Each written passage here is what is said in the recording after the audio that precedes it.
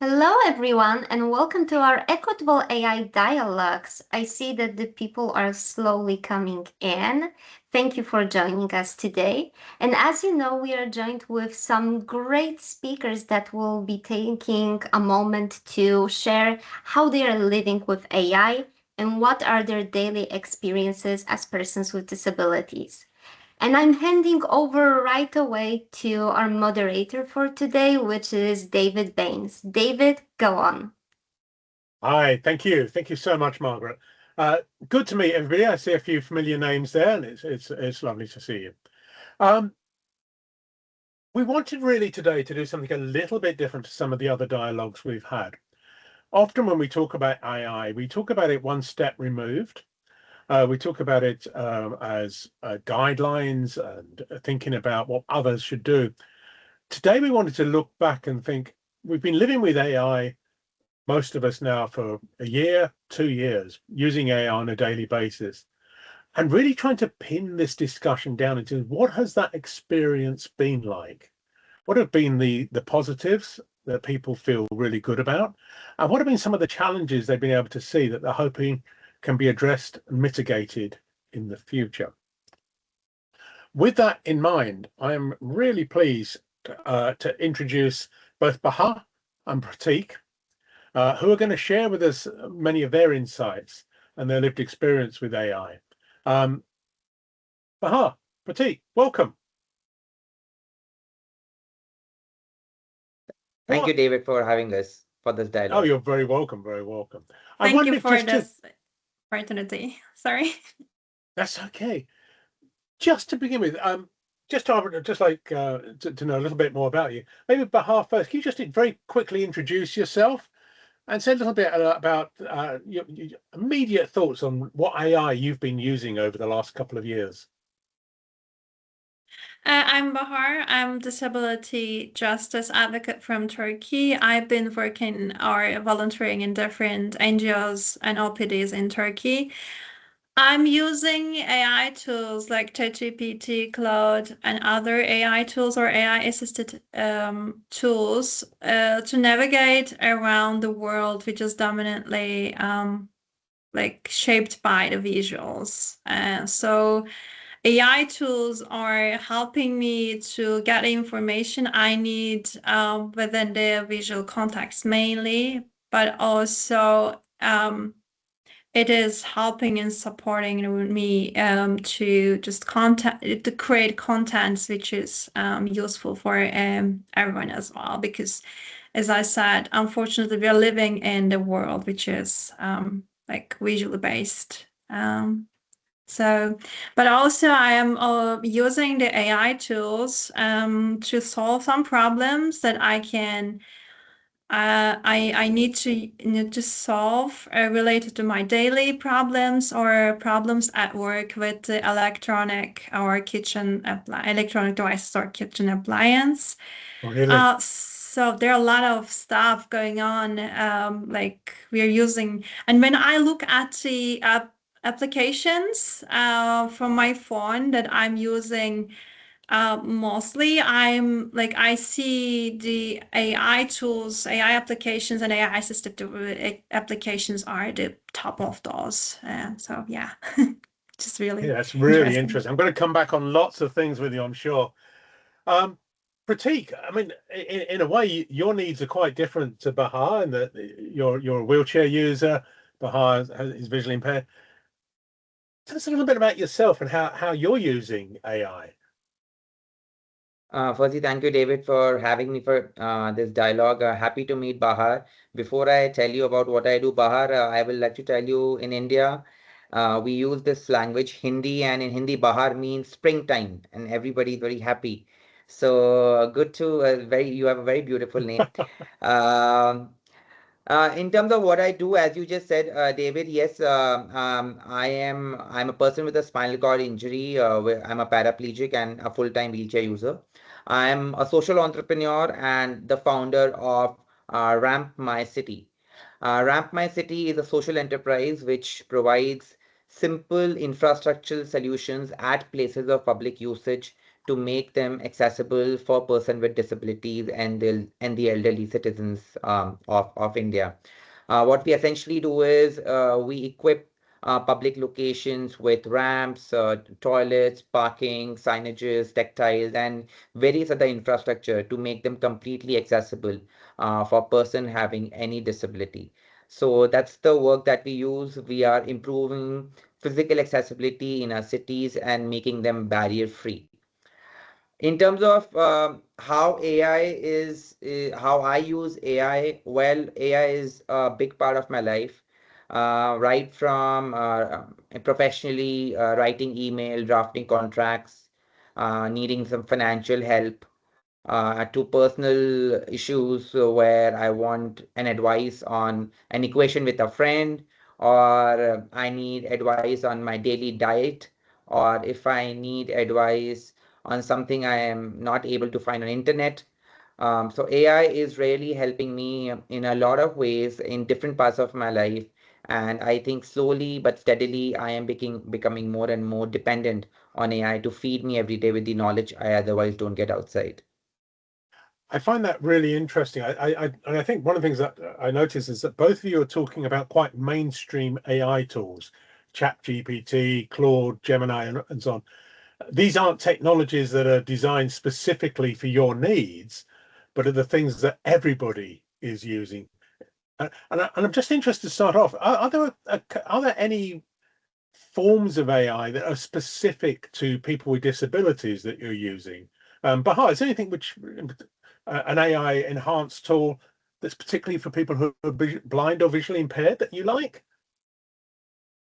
Yes, I can go with Be My AI, of course. Be My Yeah. AI changed a lot because before that, it was really hard to navigate around the inaccessible interfaces, security codes, even finding the matching pair of the socks. That everything was a bit harder. Even the very easy tasks was harder. But after Be My AI, I started to use it to understand what's going on, not only in the interfaces of the applications in my mobile phone and my computer, but also I started to do some new um, underfit combinations with existing clothes. Or when I'm going to shopping on my own, I started to use Be My AI. Or if I have some issues with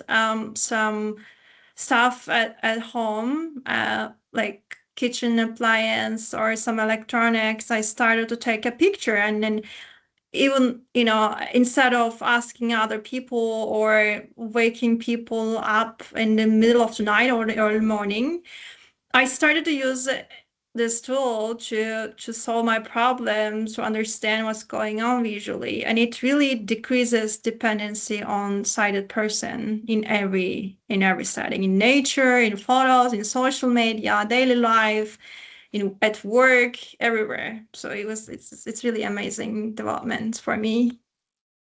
Yeah, I mean, I find some of the things, even for me, as just somebody who's getting older, AI generated captions for my mild hearing loss are really important to me, and actually allow me to be a lot more relaxed watching television or on video calls and so on, because I actually follow things more easily.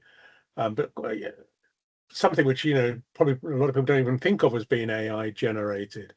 And Prateek, what about yourself? Are there any AIs that you've seen that have been particularly helpful for you as somebody with a physical disability? In my conversations with my friends who have physical disability, and also in my personal experience, I think the most used AI are the ones that you mentioned. Mostly it is ChatGPT, Claude, Perplexity, or Gemini. Those are Yeah. the most used tools. And the functions, because in terms of disability, I'm a paraplegic, but my friends are quadriplegic, and so they have limited movements below their neck. So some of the functions that are inbuilt in these tools already help them greatly to generate the output that they want. For example, the voice input and voice output. That's a great feature already existing on these platforms where you can um, give in the voice input to get the output that you want. Also, I think sometimes AI also helps in um, simplifying a very complicated text or a problem which is written in a manner which is complicated and not easily understood. AI really helps in breaking it down to simple sentences which is more understandable. Also, features like AI being multilingual. India has so many states, and we have different languages in each state.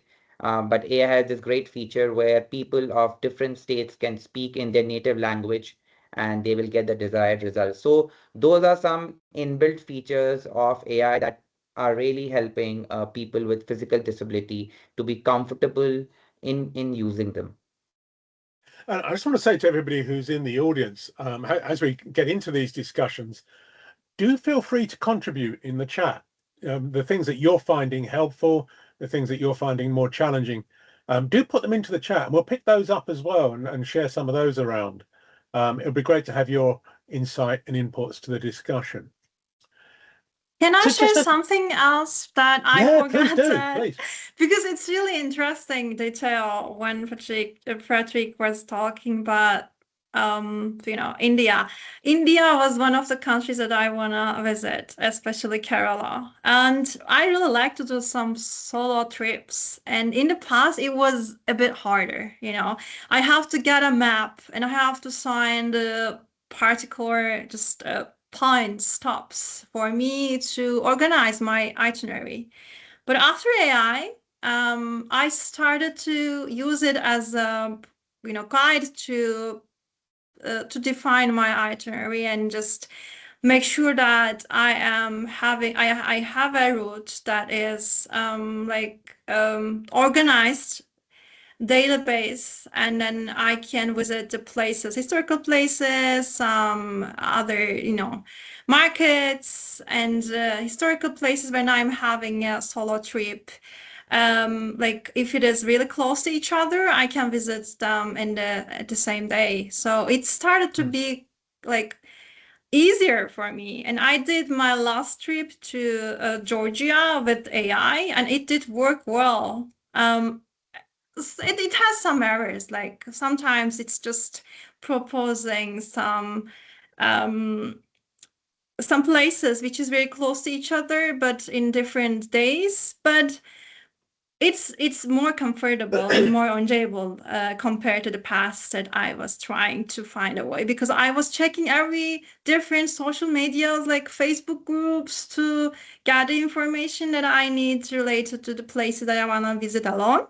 But now it started to be easier, as if I have a map, accessible map in my hands. Just I wanted to share I this. think that's really interesting. You said something there which really rang a chord with me, which was I did not realize how much now when I go searching for things on the internet, so much of the time there's this I use Google Chrome and at the top there's this AI summary of my question or what I've been searching for.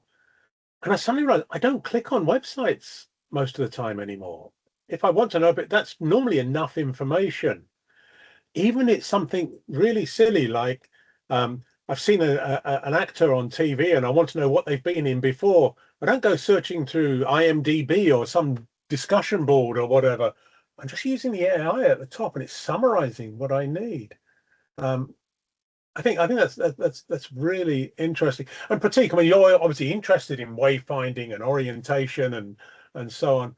And I think what Bahar was saying about how people are using AI to just map out a journey, travel in all those different dimensions. I mean, the data you're creating with Ramp My City is going to be so important to inform those AIs. Do you see that as something which is really on the horizon for you? So there's a thing about AI. AI always assumes an idealistic environment. For example, AI will help you navigate and it will take you to your destination. But some details, like if as a wheelchair user, I want to go to, say, a location in my city, it will take me till there. But if I want information on accessibility, on the kind of, if there is a disabled friendly parking there, or if there's a ramp, at what inclination is it, or is there a washroom, or are there any other facilities? Those kind of information are still missing from AI. So because AI assumes that already that information might be there. So Yeah. yes, AI is a good starting point. It does give more information than any other platform.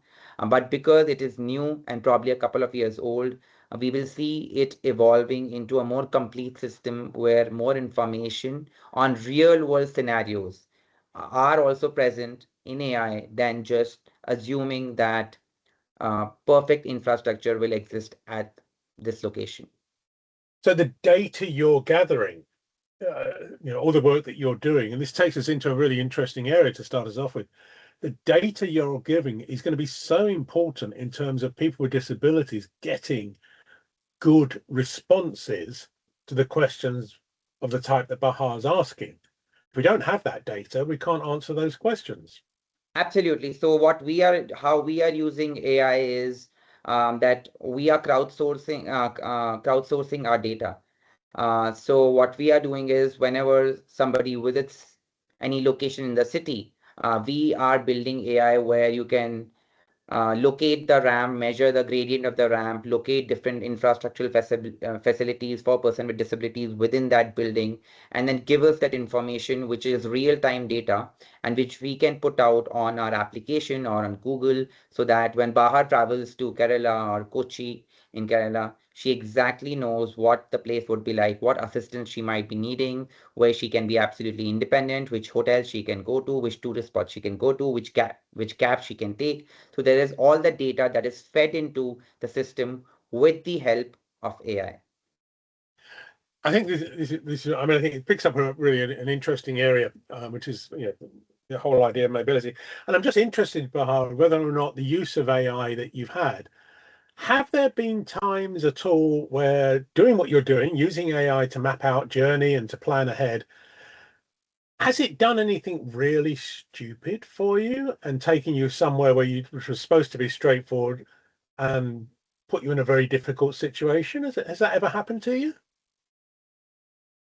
In terms of navigating, not yet. Oh, Just good. it didn't work well in, like, I had to visit some places at the same day, but I found myself visiting them other day, and it was not very well for time efficiency if I have a couple of Ah, days, and it didn't work well in that navigation. But it's at some point, and other things, it has some shortcuttings, and if you ask that, I can share them as well.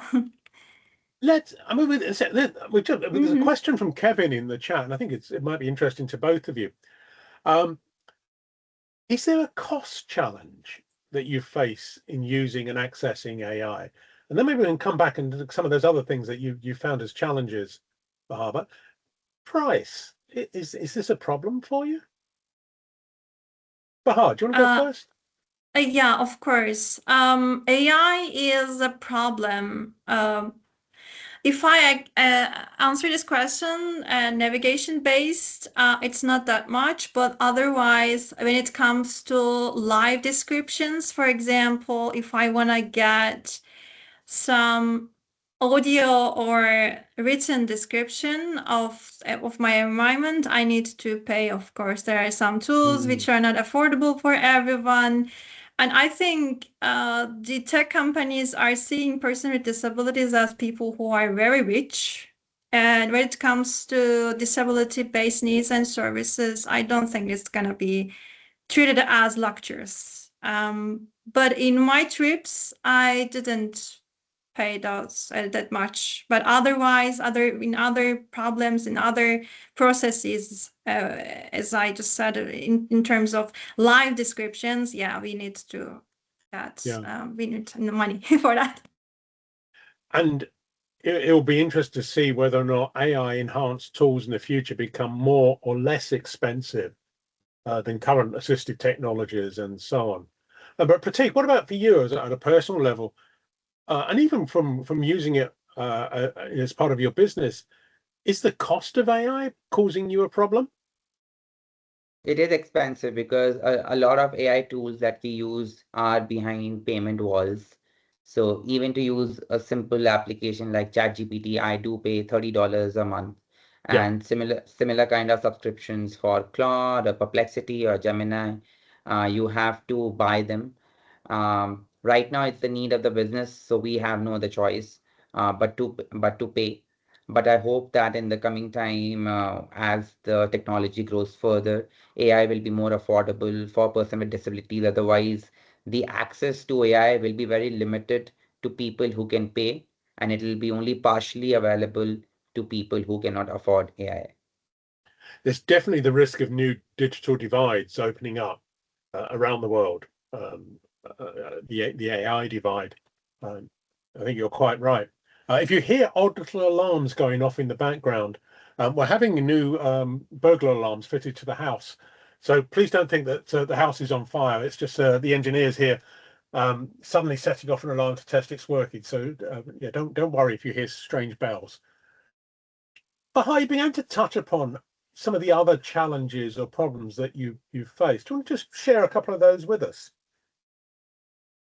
Yeah, of course. One of them is once I had a problem with my vacuum cleaner and I asked ChatGPT to solve the problem. It started to suggest me something related to, only the sighted person can use or try. And I asked, I just reminded it repeatedly that I am blind, but it doesn't work out. And what happens? Mother of one of my friends suggested something. She's not blind, by the way. She doesn't have anyone blind in her life. She suggested something actually genuinely inclusive, and it would work well. And then I was like, oh my God, because I think as we know that all the data fitting the AI was absorbed already, and it has a lot of like discriminations, ableist content, because those kind of stuff were historically rooted. So this is a problem because these models are not fed by the real experiences of person with disabilities. The other one was very funny. I was really excited when I discovered that, I can get visuals that I can generate without the sighted person. I can put them in my PowerPoint and I can create descriptions and put them as the alt text. And I did it. But I didn't want to double check it, and I asked one of my friends, and when she looked at it, and she said, "There is only rectangular white and black thing in your PowerPoint, but there is a description. It produced a description which is not there. There was not a visual there, but it's produced a Yeah, description of it. It was like a betrayal for me. I was like, really?" And it was really, really bad. And when I was trying to rely on things like that. And in the past, it was really promising, but over time, I started to like rely on it less and less. Now I just 30% trust it, like compared to the past. And I think there are also a lot of different problems when it's come to other areas, but I think maybe you're gonna ask that and I'm gonna point it out later. I think it's an interesting problem. And I sympathise with what you're saying. Um, there's a really big principle in terms of inclusive AI, which is the idea of human in the loop. That basically what AI does for you, you need to have checked by a human, whether you're a company or an individual, whoever. The individual, the human in the loop may just be yourself. But as you're saying, for you, Bahar, checking that it had actually created the images you wanted, and if it had done, were those images the type of image you wanted, requires you to be the human in the loop. I do think there's an interesting time ahead where I find myself, the more I use an AI tool and the more often it gives me good answers and I've checked them, the less often I check it next time. So that sort of sense of dependency on reliance. And at some point, it's going to do something which is going to cause me all sorts of problems. And I need to force myself often to do that checking. And that can be quite difficult for people with disabilities. Prateek, are you the human in the loop for your system? I'll tell you what happens with AI, David. AI, the the biggest problem with AI is that it gives you inaccurate results with so much confidence. Yes. The way it will put out on the screen absolutely inaccurate results and inaccurate output, but with the confidence with which it tells you, you cannot say no to it. You will not go on Google, or you will not get in human. You will not feel the need because you think, oh wow, this is the solution that I was looking for, but actually it may not be the correct one. So I think that is one thing with AI right now, that it gives half-baked information, which can be misleading, which can be inaccurate, and over time, we are becoming so dependent on this easily available information that we are slowly going to skip the human intervention that we so require right now. I just remember March 31st. So in India, the financial year ends on March 31st, and we were preparing our financial statements at the end of the year in March. And I just fed it to AI, my balance sheets to AI, saying, tell me the EBITDA, the profit margins, how are we doing? What should we improve on? And I saw that AI totally messed up the numbers, where it mistook a decimal point somewhere, and then it gave me such inflated numbers. For 2 days, I was very happy with it, that, oh my God, I'm going to have so much profits this year. I don't need any investments. And but then when my CA got back to me after checking everything, and he pointed out that the AI missed the decimal, and it probably took it as a comma. And when the real results came in front of me, it gave me a big shock, and I told me how much harder I need to work this year. So yeah, AI does those things. So you will always need some human to check the information that AI is giving you. But till the time it is easily available, 24 hours available at your escort, you can just go open an app and get any information in the world that you want. We are becoming more and more dependent on it. It can be dangerous, but that's the world we are living in. And I think it's one of the issues when we talk about disabled people's organizations and how they support people working with AI. Learning how to be an efficient human in the loop for your own data, for the things that you're asking, and making that manageable, I think is really quite important for people to learn from. Um, we've talked about capacity building in other areas, but actually, how do you learn to check what you're being told? And I had one person who told me, says, "Well, I just put it into another AI and tells me, and ask it if it's accurate." And I thought, oh, there's something not quite right about this process, but it does sound quite tempting to just say, okay, well, one AI has given me this tool. I'll ask another one if it agrees. I'm not sure. I'm not sure if that's a good idea or not. I can see we've got a couple of AI people in the group. I'd love to know your thoughts on that, guys. Is it a good idea to check your AI with another AI? Anything that would worry you about that? I'll let you put that in the chat. Let's just move on ever so slightly, because I think you touched upon something which is quite important there, which is AI making assumptions about you and your needs that don't quite tally with reality.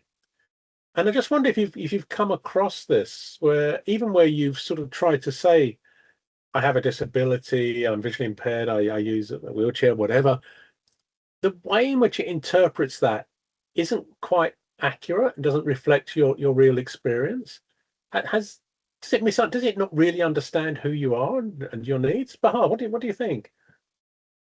I don't think that it can understand my needs and my circumstances, and it comes up with an idea or suggestions that only the ablest person, I'm sorry for that, but ablest person can suggest me, rather than giving me some advices that blind person can do this way or that way, or some generic ideas. But I can understand, because as we know that the data fed, used for feeding this system was coming from the population which are not disabled, and then that's the problem. So it's not creating something new. We should keep this in mind, that it's just drawing the information from the pool and just hallucinating sometimes, but most of the time relying on that, especially if you have some kind of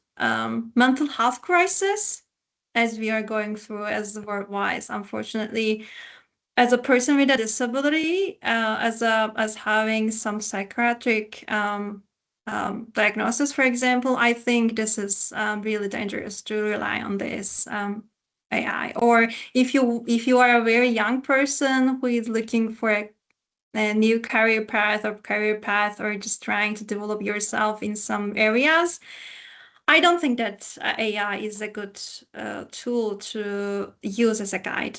Unfortunately, yes, it's a bit dangerous for us. And I have some experiences, and that is some small experiences, but it also can have a picture of the reality. And then some studies also proving this, but since it's just a time to explain our personal experience now here, but I think it's good to know to check, and good to have check the other resources which are done with the person with disabilities and the possible harm of the AI on person with disabilities. I find that if I try to tell the AI not only refine my questions several times, but also try to point it towards the types of data source that I want it to focus on and prioritize. That often gives me back better answers. And it does really sort of tie in that it can be quite difficult, I think, for people to ask the question in a way that is giving the AI all the data it needs to give you a good answer. And I just wonder, Prateek, I mean, thinking about yourself and your own mobility, would you say the same is true, that AI often, unless you can be really detailed and specific in the prompt and the question, it's not going to give you, it's going to make assumptions about you that don't bear up in reality? I agree. Like AI, the more you feed AI, the more detailed and correct answers it will give. That is what I've realized while using AI. If you give it very generic information, it is going to give you a very generic output. So the more information you give, the better it is for you. But I would like to tell you an incident in my life which where AI really helped me out. So as a person with paraplegia, we do have disturbed digestive systems, and we always have to take care of what we eat. And for almost 2 years, I was suffering with this stomach infection. And I had gone to the best doctors in my town, and I have changed doctors, and I have been on so many antibiotics and everything, and to bring it under control, but nothing could give me the relief. And then finally I thought, why not try this on AI and try prepare see what AI had to say about it. So all I did was that I told AI that, why don't you make a diet chart for me? And I fed in the problems I'm facing and everything. I fed in with the data, and just told that, why don't you prepare a diet chart for me for the next 7 days to 14 days? And then if I follow it, let me see if it brings some change in my life. And when I actually did that and I followed, AI gave me a diet chart, and I actually adapted it. I followed it religiously, and it actually brought a very positive change in my lifestyle, which the best doctor in the city could not. And I was very surprised to see how AI was able to resolve a problem, a serious one, which the doctors could not. Now, I do not say that AI replaces a doctor and you don't should not take medical opinion. But I am just saying that as a tool, which sometimes AI, with the information it has, it can be helpful. You need to decide, you need to take a personal call on where you want human intervention and where you can trust the technology. And Bill's just put in an interesting question, sort of builds upon this. One of the things that I've always been interested in is that Culture is quite important here as well. It's not just simply that understanding my disability, but the place I live, the people I meet, the people I work with, the people I live alongside, my faith and so on are also all aspects of me. And let's wonder, I have often found that when I ask questions about disability of different AI tools, the sort of what I would call the very prevalent Western attitude to disability, the language that is used, and so on, it makes big assumptions about the way people should be represented. And I'll give you a really practical example. I've done quite a bit of work over the years in the Middle East and in the United Arab Emirates. The term that is used for people with disabilities, people of determination. The AI absolutely hated that term if I put it into a question, almost to the point of AI telling me that I was using the wrong language and we should be using this. And I thought that was really interesting in that the cultural dimension was being ignored. And I think Bill raises a good point. Now, Bahar, you're from Turkey, Prateek, you're from India. How much of an extra complexity is that for you? And in terms of the quality and effectiveness of using AI is for you, does it understand the whole you at any time, or do you have to keep telling it and refining and revising it? Aha. Thank you for this question. This is really important to think about the cultural context. And I am having difficulties. I'm reminding him that I call me blind, but it doesn't find it genuine. And it says, I cannot say you're blind. Let's say a person with a sight loss, or no, I am blind. In Turkey, it's a very big discussion between what kind of language should be used for a person with a disability or a blind person.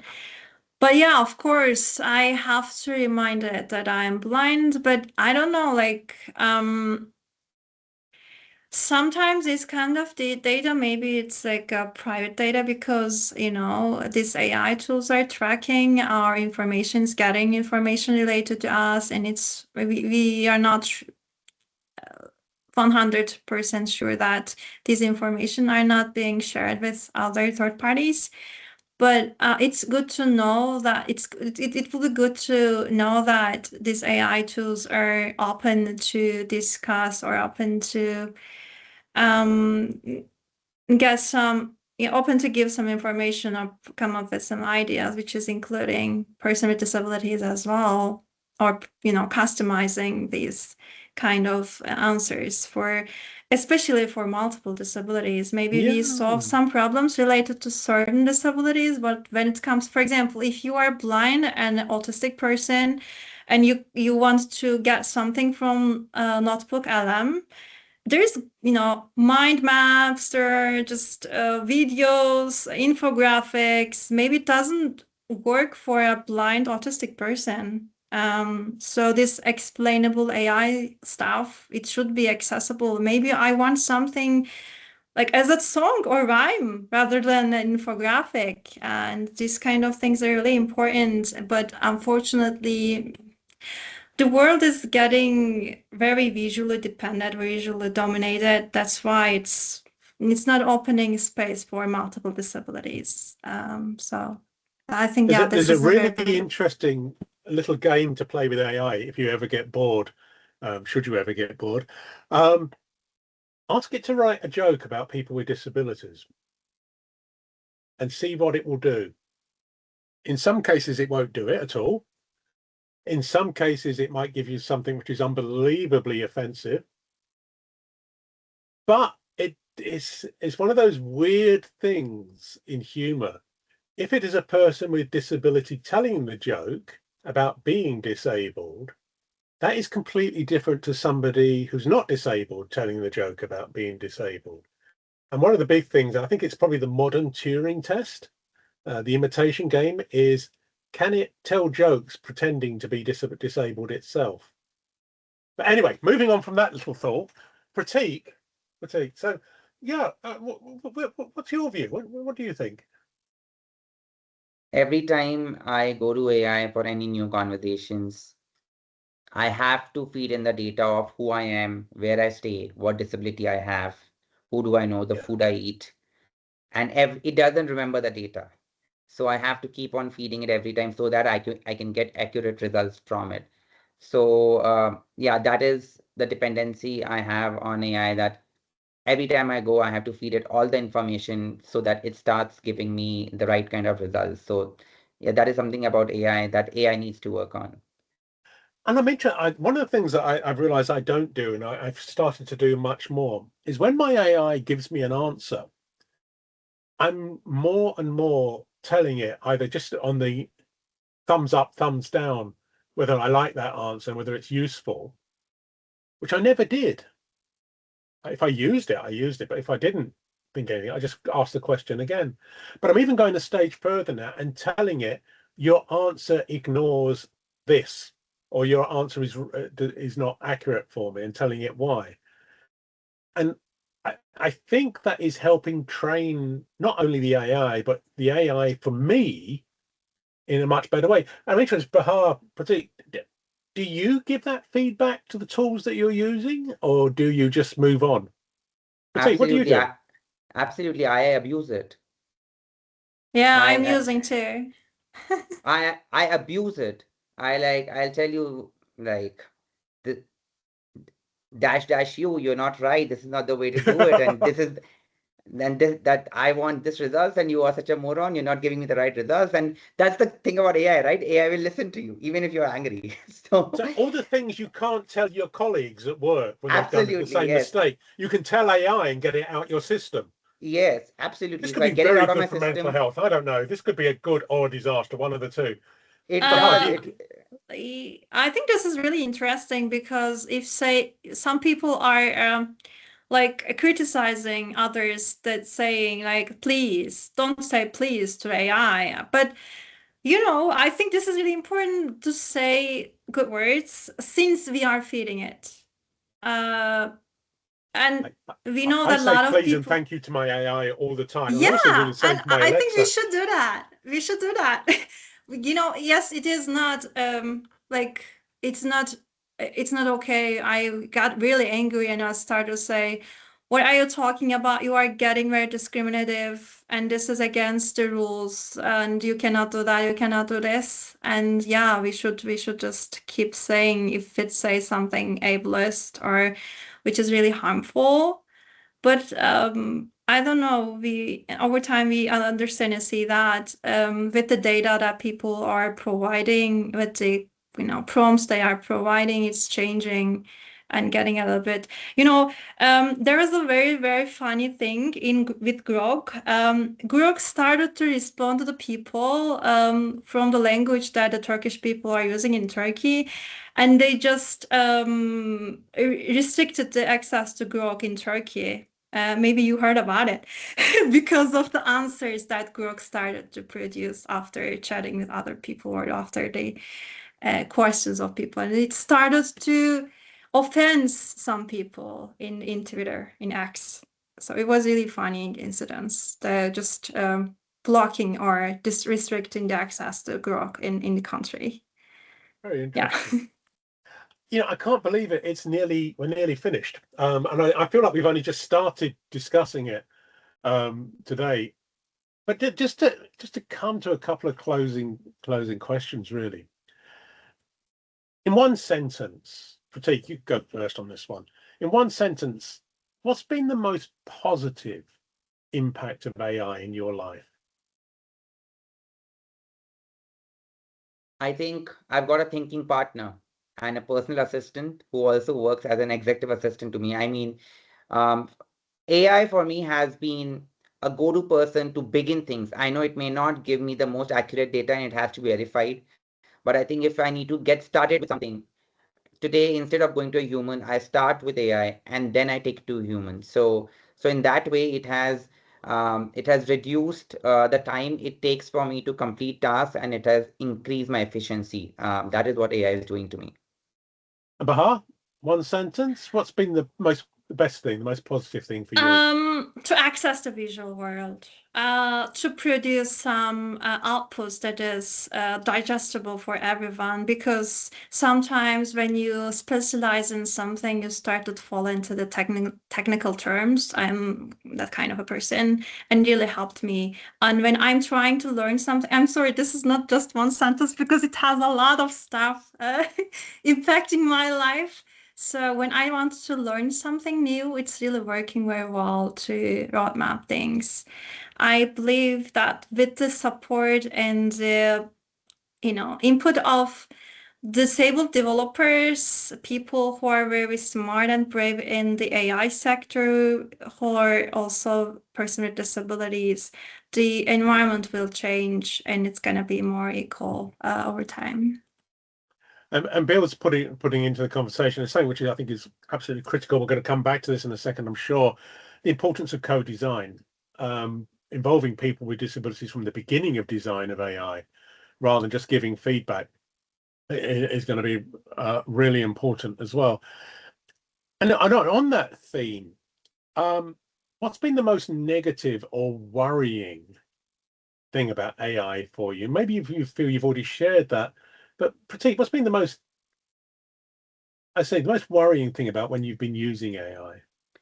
I think Sam Altman, the founder, CEO of OpenAI, I think he put it out very recently, saying that data confidentiality is a big issue with ChatGPT or with AI. So unlike other platforms like WhatsApp where your data is secured, I'm not too sure, because on some days we end up sharing so much with AI that you don't share with other people, and if that data is not secure, it might lead to some harm in the future.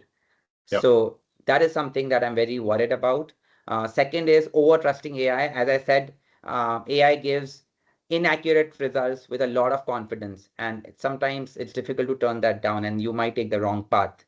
So those are two things that I'm really worried about while using AI. To be fair, I talk rubbish with a lot of confidence as well. So I think, yeah, I can see that. I can recognize that very quickly. Bahar, what about you? Most worrying thing? Yeah, facial recognition and identification verification. These are,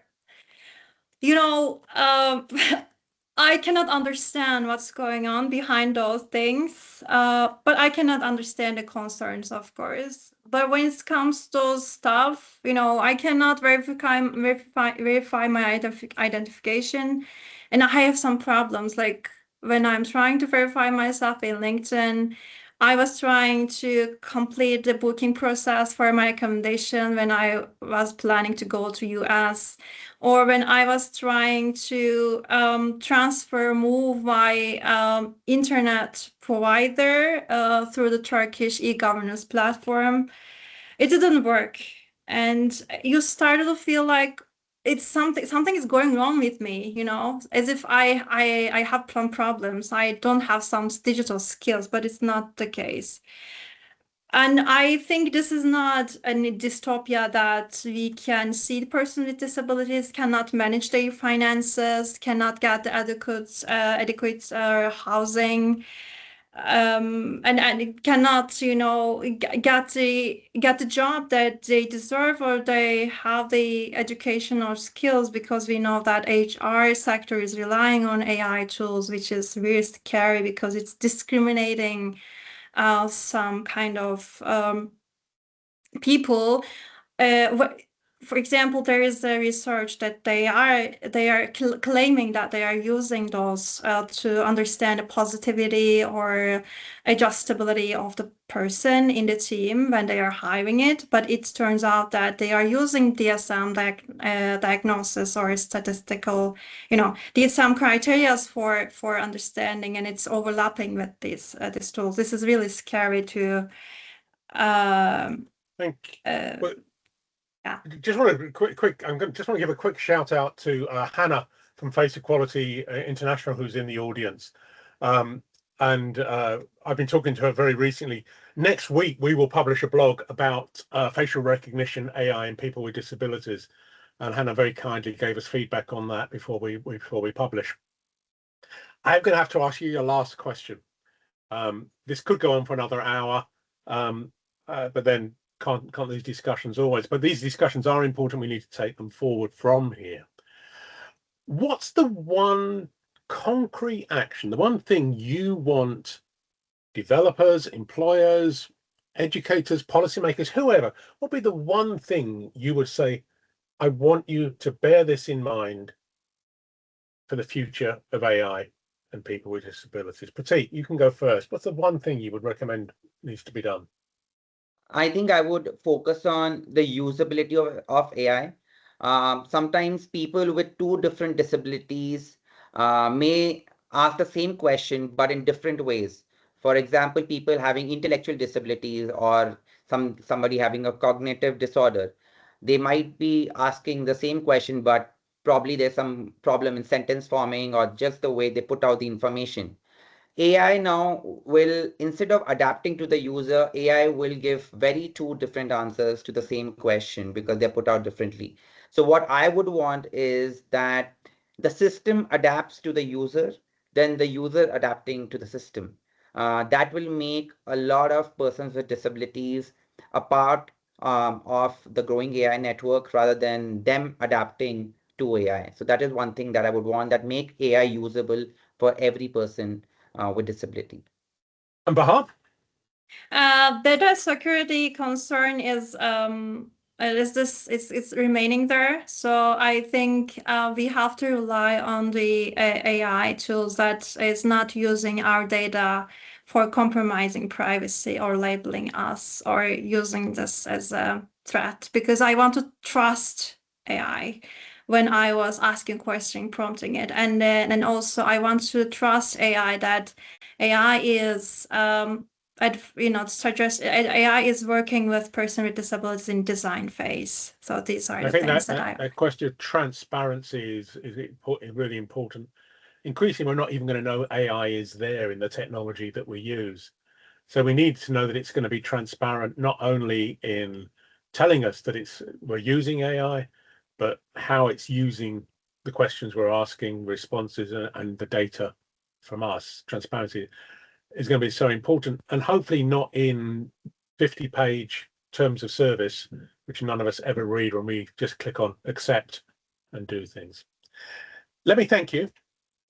First of all, it's been really interesting. I found it a really interesting conversation. I've taken an awful lot away from what I've heard. I just want to close off, if I can, just to remind people about the Alliance, what we do, and how you can become involved and build upon this discussion today. The Alliance is a global network as part of the Zero Project network, really looking to provide expertise on disability, inclusion, innovation, and AI. We want to steer decision making, guide, and help with decision making on critical developments, and seek to place experts, particularly people with disabilities, at the heart of the debates going forward, about the opportunities and risks, just as we've heard today from our two experts today. We have an advisory board made up of all sorts of strange and wonderful people, ranging from people from disabled persons organizations, researchers and academics, and from technology companies, including both Microsoft and Google. They provide us some guidance for going forward. What we've heard today, I think, is very much AI is already here. It's not something for the future. Whether we're talking about self-driving cars to responsive robot caregivers, when I think about AI, the potential seems limitless. But our fear and our evidence is that there are times when the algorithms and the data are biased against people with disabilities.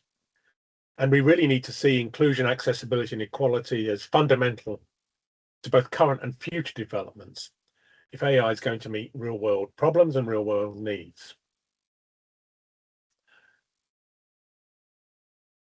I think we can distinguish between AI products that are designed for people with disabilities and AI products that should be inclusive of people with disabilities. And it's these latter ones that we're using more and more, as we've heard from both Prateek and Bahar, but we still can see within those the risk of exclusion, discrimination in day-to-day life activities, particularly in the workplace and education. If you haven't read it, read the piece we published recently around plagiarism checkers and AI and people with disabilities. Because we do see that AI has got this enormous potential to create inclusive and dedicated products for people with disabilities. I have a fascination with what is going to be the impact of vibe coding upon the AI, upon assistive technologies. At what point can we begin to actually generate our own assistive technology coded by AI? We do need you to engage with us. Do talk to us about conferences, podcasts, anywhere where we can talk publicly about these issues and influence an audience beyond our own bubble. We need to break out of just talking to other people involved in disability and inclusion and present to all that other audience. Do contact us so we can try and support people with information and guidance and help for those events. Can we just go back one slide? I'm not sure if that was me or if somebody else has done that. Yeah. Do join us at the Equitable AI Knowledge Hub. It's on the Zero Project website. You take the link, all of the resources are in there. And do come and join us if you're not already involved in the LinkedIn group, Disability Inclusive AI. Do join, because that's where part of this dialogue continues. That's where the conversations and hopefully the arguments about the way forward go on. Get in touch with us, whether it's me or Margaret or our brand new interface, the personalized AI focused Equitable AI Alliance. Do subscribe to get personalized updates regularly. Thank you so much. First of all, for Prateek and Bahar, who contributed so much, but to everybody else, including the people who put things into the chat, thank you. Margaret, anything you want to add? No, nothing at all. Thank you to all of our speakers. Thank you for all of the contributions in the chat.